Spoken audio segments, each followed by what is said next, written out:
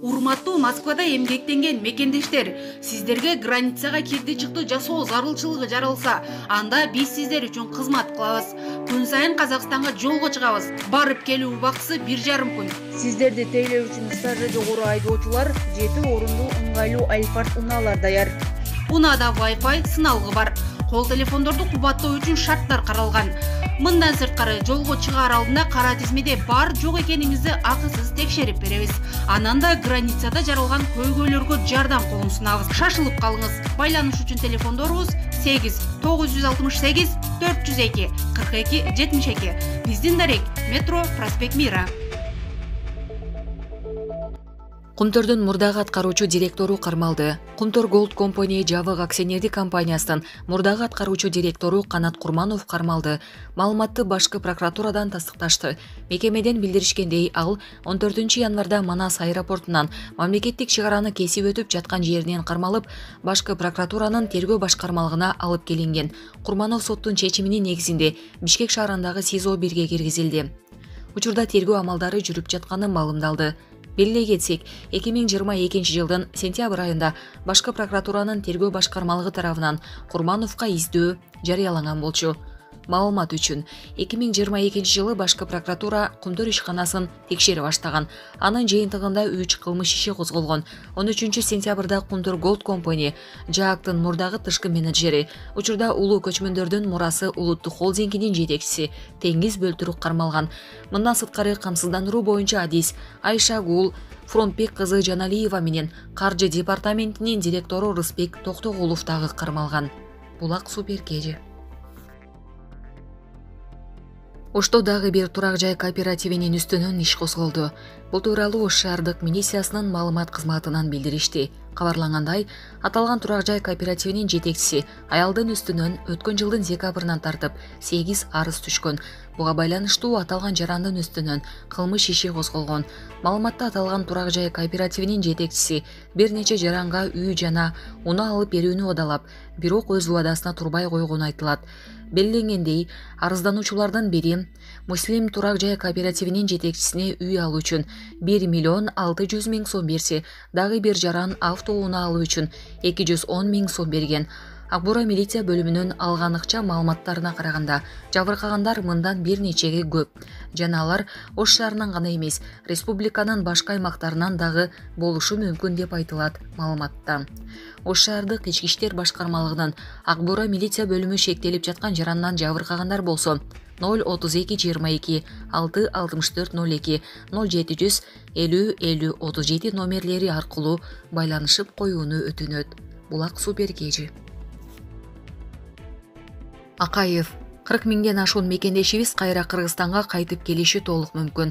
Бүгүн 19 январдагы жогорку кеңештин жыйынында депутат Жанар Акаев Казакстанда мигранттарга карата кабыл алынган жаңы жобо боюнча маселе көтөрдү.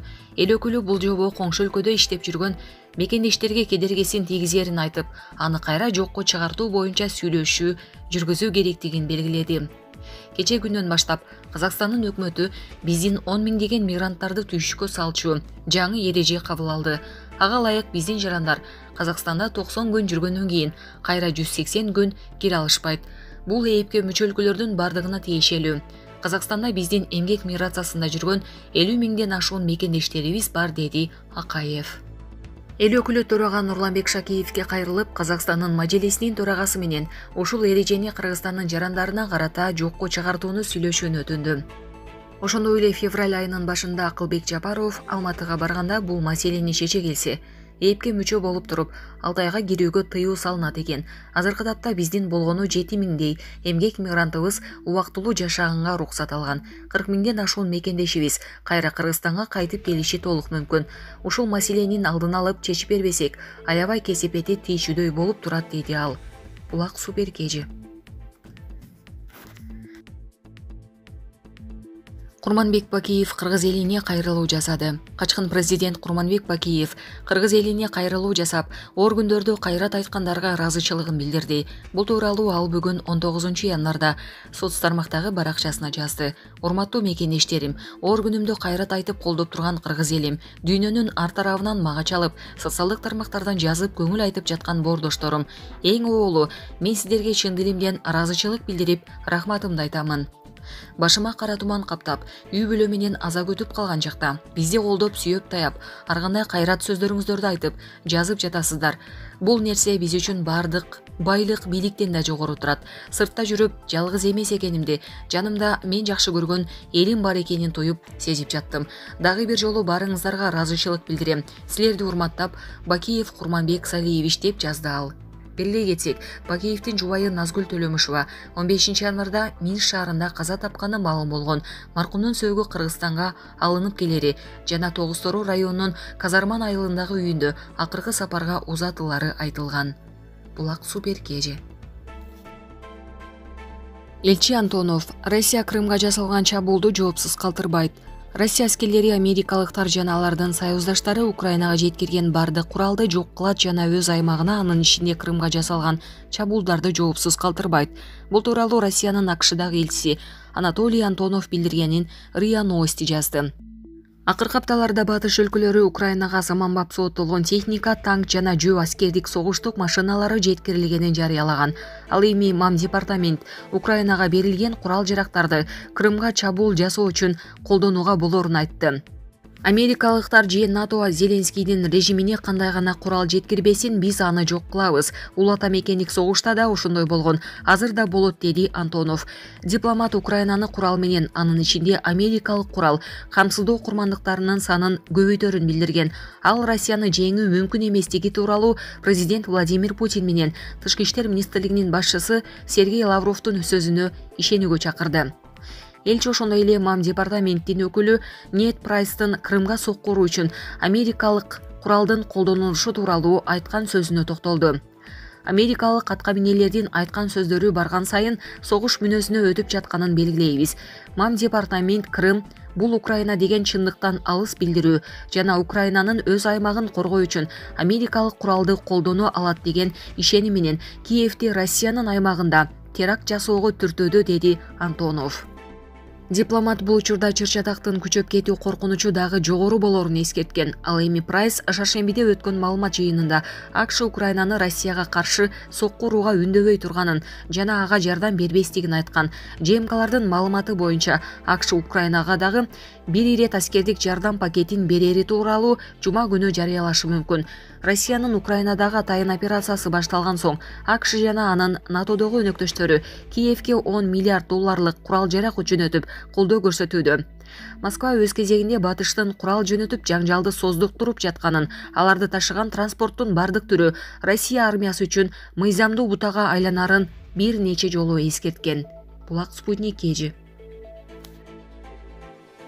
Азербайжандын президенти Садыр Жапаровду куттуктады. Азербайжандын президенти Илхам Алиев президент Садыр Жапаровду Азербайжан менен Кыргызстандын ортосундагы дипломатиялык мамилелердин түзүлгөндүгүнүн 30 жылдыгы менен куттуктады. Бул тууралуу президенттин басма сөз кызматынан билдиришти. Азербайжан элинин атынан жана жеке өзүмдүн атымдан сизди жана бир тууган элиңизди маанилүү дата Азербайжан менен Кыргызстандын дипломатиялык мамилелеринин түзүлгөндүгүнүн 30 жылдыгы менен чын жүрөктөн куттуктайм жана эң жакшы каалоолорумду билдирем. Биздин өлкөлөрдү байланыштырган терең тарыхый, маданий жана руханий тамырлары боордош. Кыргызстан менен достук жана кызматташтык мамилелерине өзгөчө маани берүүнүн маанилүү курамы болуп саналат. Мындан 30 жыл мурда ушул бекем пайдубалга түптөлгөн, өзгөчө акыркы жылдары өнүгүп, стратегиялык өнөктөштүктүн деңгээлине жеткен мамлекеттер аралык мамилелер терең канаттануу сезимин жаратууда. Өз ара визиттер, үзгүлтүксүз байланыштар жана кол коюлган документтердин олуттуу пакети биздин кызматташтыгыбызды өнүктүрүүнүн жогорку динамикасын айгинелейт. Айрыкча өткөн жылы бир тууган өлкөлөргө жасаган биздин иш сапарларыбыз эки тараптуу мамилелерди сапаттык жаңы деңгээлге көтөрүүдө маанилүү роль ойноду. Сиз менен Бакуда да Бишкекте да болгон талкуулар, анын ичинде жетишилген макулдашуулар жана бир катар маанилүү документтерге кол коюлганы Азербайжан-Кыргыз өнөктөштүгүнүн бардык тармактарда өнүктүрүүгө да, аны жаңы мазмун менен байытууга да керектүү түрткү бергени абдан кубандырат. Азыркы этапта биздин өлкөлөрүбүздүн ортосундагы өз ара пайдалуу кызматташтыктын масштабын кеңейтүү үчүн түзүлгөн жагымдуу шарттарды натыйжалуу пайдалануу менен биз өз ара мамилелерибиздин ого бетер бекемделишине, ошондой эле эки тараптуу деңгээлде да, көп тараптуу форматта да өз ара аракеттенүүнүн мындан ары да тереңдешине жетишебиз деп ишенем деп айтылат Азербайжан президентинин куттуктоосунда. Илхам Алиев Садыр Жапаровго чынден соолук, бакыт таалай жана ишинде ийгиликтерди, ал эми боордош Кыргыз элине бакубатчылык жана өнүгүү каалады. Булак Назар Ньюс KG.